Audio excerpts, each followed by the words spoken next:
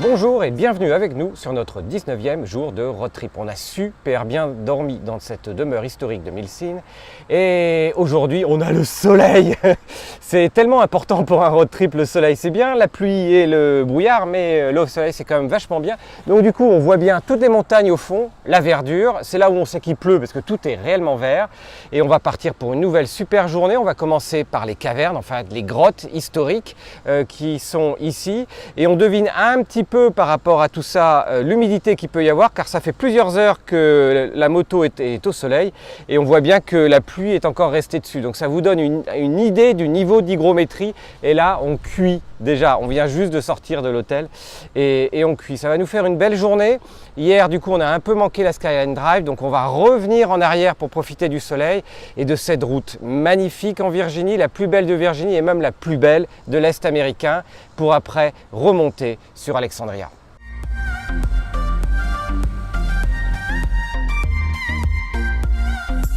Voilà, on est ici à Luray. Luray, c'est pas une ville extraordinaire à visiter, elle est surtout importante parce qu'elle est au centre du parc de Shenandoah.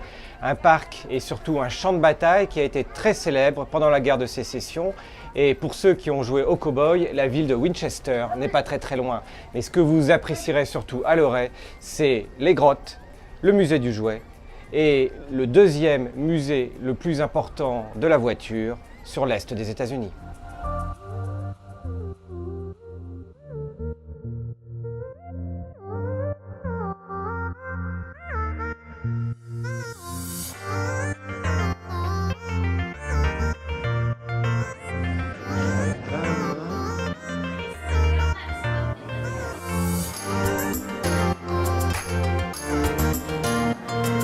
Et bien voilà, on est dans les Luray Caverns, les grottes de Luray. C'est assez extraordinaire. En fait, on a vu pas mal de grottes. Des grottes, ça a quelque chose d'assez quelconque quand on en a vu quelques-unes.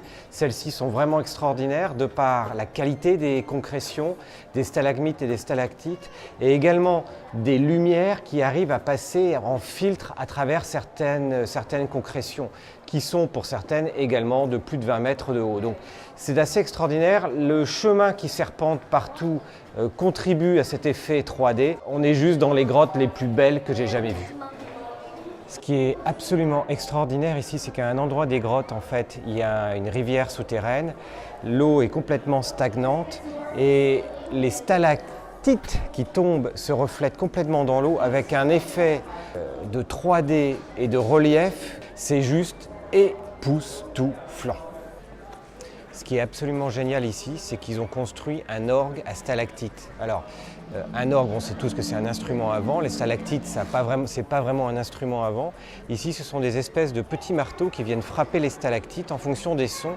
Et le son que l'on entend, la musique que l'on entend, ressemble réellement à un orgue. L'effet est juste époustouflant, d'autant plus que l'acoustique est juste d'enfer.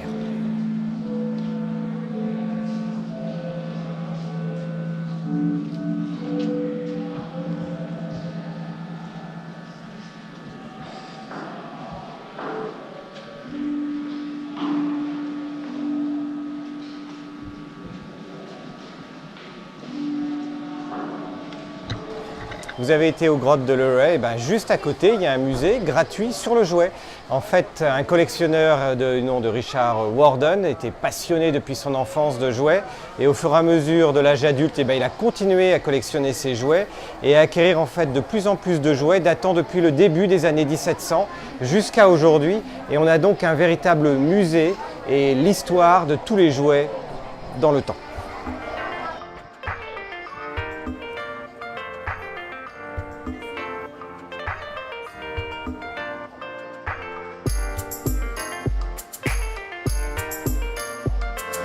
Vous êtes aux grottes de Luray, vous avez visité le musée du jouet à côté, mais il faut absolument visiter également le musée de la voiture. Là, on remonte à 1625, il n'y avait pas de voiture, mais bien des carrioles, mais surtout pour remonter sur tous les modèles des États-Unis dans les années 1900, avec une Ford T naturellement, mais aussi une Ford A, et également des modèles de Bugatti, de Cord, j'ai bien dit Cord et non pas Ford, des modèles de Rolls-Royce, avec certains modèles dont les prix dépassent les 3 millions de dollars à l'heure actuelle et dont les états de restauration sont juste époustouflants. La visite ne dure pas très longtemps, par contre les modèles vous remontent vraiment au début du XXe siècle.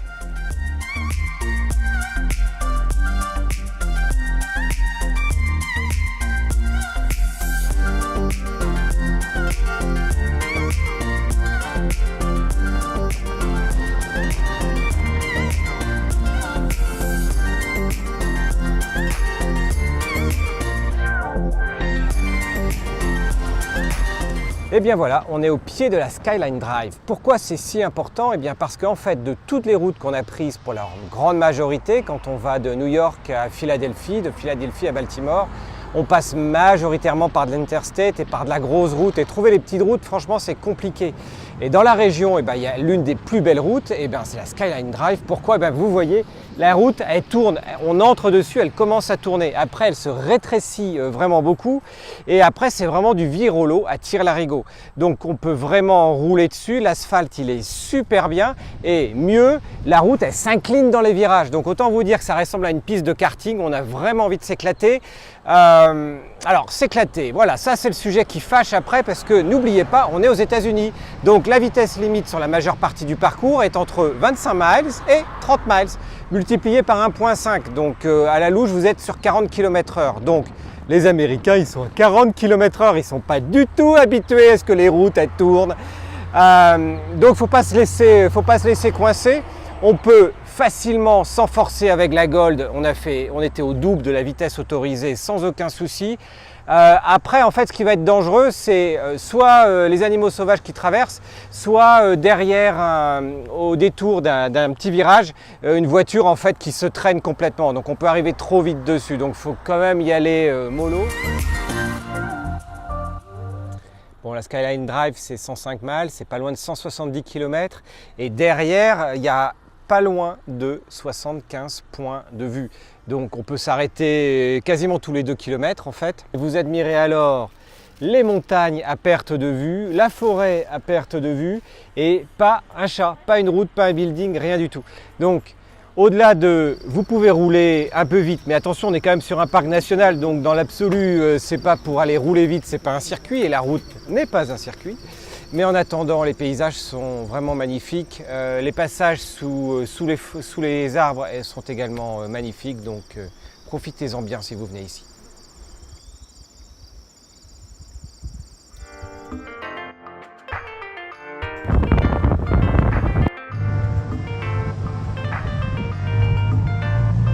Là, on est à Lorient. Enfin, Lorient, c'est l'hôtel et il a l'air super sympa. Donc, on va enlever tous les bagages et puis après, direction le garage pour trouver une place.